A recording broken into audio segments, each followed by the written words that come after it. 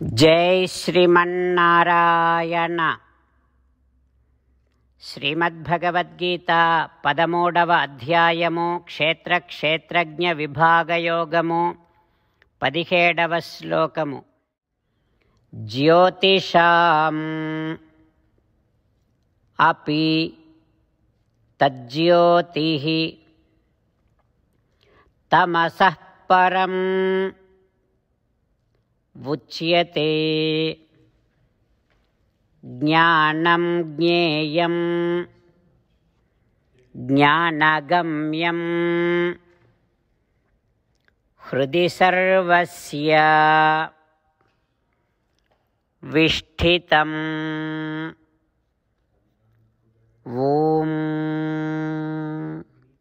గీతాచార్యుడు శ్రీకృష్ణ పరమాత్మ అర్జునుడితో పాటు మనందరికీ క్షేత్రజ్ఞ విభాగ యోగాన్ని ఉపదేశం చేస్తూ ఉన్నాడు. పరమాత్మ ఈ రకంగా అంటూ ఉన్నాడు, అర్జున, ఆత్మస్వరూపము ఈ వెలుగును ఇచ్చేటటువంటి సూర్యాదులకు కూడా వెలుగునిచ్చేటటువంటిది ఆత్మ. ఈ ఆత్మ ప్రకృతి కంటే వేరైనది. ఈ ప్రకృతి స్థూల ప్రకృతి కంటే ముందు సూక్ష్మావస్థలో ఉంటుంది కదా. ఆ సూక్ష్మావస్థలో ఉండేటటువంటి ప్రకృతి కంటే కూడా వేరైనటువంటిది ఆత్మ. ఇక ఆత్మకు స్వరూపము జ్ఞానమే. అంటే జ్ఞానమునే ఆకారముగా కలిగినటువంటిది ఆత్మ. ఆత్మ జ్ఞాన సాధనముల చేత పొందబడేటటువంటిది. ఈ ఆత్మ ఎక్కడుంటుంది అంటే సకల ప్రాణుల యొక్క హృదయములలో ఉంటుంది అంటూ శ్రీకృష్ణ భగవానుడు ఆత్మ యొక్క స్వరూపాన్ని, స్వభావాన్ని మనకు అనుగ్రహిస్తూ ఉన్నాడు.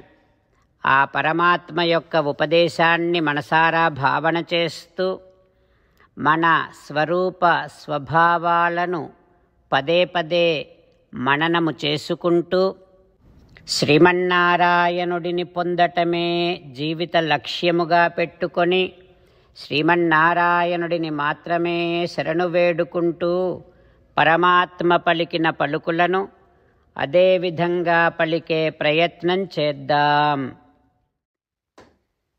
జ్యోతిషామపి తజ్జ్యోతిః తమసః పరముచ్యతే జ్ఞానం జ్ఞేయం జ్ఞానగమ్యం హృది సర్వస్య విష్ఠితం.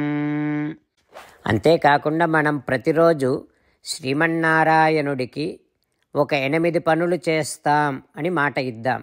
ఎందుకంటే శ్రీకృష్ణ భగవానుడు 18వ అధ్యాయములో 65 నుండి 70వ శ్లోకాల ద్వారా శ్రీమద్భగవద్గీత అంతటికీ సారభూతముగా మనకు 8 పనులు చేయమని చెప్పాడు. అలా చేస్తే చాలు, నేను మిమ్మల్ని అన్ని విధాలుగా రక్షిస్తా అని ప్రమాణపూర్వకముగా ప్రతిజ్ఞ కూడా చేశాడు. అందుకని శ్రీమద్భగవద్గీతను అంతటినీ విన్న తర్వాత అర్జునుడు కూడా చివరకు కరిష్యే వచనం తవ, కృష్ణ నువ్వు చెప్పినట్టే చేస్తా అని అన్నాడు. కనుకనే భగవానుడు అర్జునుడికి అన్ని విధాల విజయాన్ని అందించాడు. మనం కూడా ప్రతిరోజు శ్రీమన్నారాయణుడికి ఆ రకంగానే మాట ఇద్దాం. 8 పనులు చేస్తాం అని మనము మాట ఇస్తే అది అష్టాక్షరీ మహామంత్ర జపము చేసినటువంటి ఫలితాన్ని మనకు ప్రతిరోజు ఇస్తుంది. ఇట్లా మాట ఇవ్వటం కంటే గొప్ప పూజ, యజ్ఞము, తపస్సు మరొక్కటి లేనే లేదు. అందుకని నేను అంటూ ఉంటాను, మీరు మనస్సులో భావిస్తూ ఉండండి. ఈ రకంగా మనము మాట ఇస్తూ ఉంటే శ్రీకృష్ణ భగవానుడి ముఖారవిందములో కలిగేటటువంటి ఆనందాన్ని మనం ప్రతిరోజు దర్శిద్దాం, ఆస్వాదిద్దాం. జై శ్రీమన్నారాయణ. హో శ్రీమన్నారాయణ, నువ్వు చెయ్యమన్నట్టే నేను నిన్నే సంతతము ధ్యానము చేస్తూ ఉంటా. హో శ్రీమన్నారాయణ, నువ్వు చెప్పినట్టే నేను నీ భక్తుడిగానే ఉంటా. ఓ శ్రీమన్నారాయణ, నువ్వు చెయ్యమన్నట్టే నేను నా విధులను కర్తవ్యాలను నీ సేవగా నీ తృప్తి కోసమనే సక్రమంగా నిర్వర్తిస్తూ ఉంటా. ఓ శ్రీమన్నారాయణ, నువ్వు చెప్పినట్టే నేను నీవాడిని అనే మహావిశ్వాసముతో నీకే నమస్కరిస్తూ ఉంటా. ఓ శ్రీమన్నారాయణ, మామేకం శరణం వ్రజ, నన్ను ఒక్కడిని మాత్రమే శరణు వేడుకో అని నువ్వే అన్నావు కనుక నేను నిన్ను ఒక్కడిని మాత్రమే శరణు వేడుకుంటా. ఓ శ్రీమన్నారాయణ, మా శుచః, ఇక దుఃఖించకు అని నువ్వే నాకు భరోసా ఇస్తున్నావు కనుక నేను ఇక దుఃఖించను. ఓ శ్రీమన్నారాయణ, నువ్వు చెప్పినట్టే నువ్వు నా కోసమని అనుగ్రహించినటువంటి శ్రీమద్భగవద్గీతను ప్రతిరోజు కనీసము ఒక్క శ్లోకాన్నైనా జ్ఞాపకం చేసుకుంటూ శ్రీమద్భగవద్గీతను అనుసంధానము చేస్తూ ఉంటా. ఓ శ్రీమన్నారాయణ, నువ్వు చెప్పినట్టే నువ్వందరి కోసమని చెప్పినటువంటి శ్రీమద్భగవద్గీతను తెలియని భక్తులందరికీ తెలియచేసే నా వంతు ప్రయత్నాన్ని నేను నిరంతరము కొనసాగిస్తూనే ఉంటా.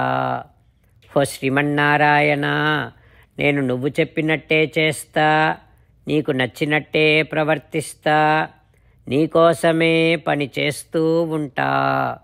కరిష్యే వచనం తవ. జై శ్రీమన్నారాయణ.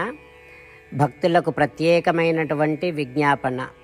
మీకు అన్ని విషయాలలో వెంటనే మంచి ఫలితాలు రావాలి అనంటే ప్రతిరోజు 1 నిమిషం వెచ్చించి నారాయణాస్త్రాన్ని చదవండి.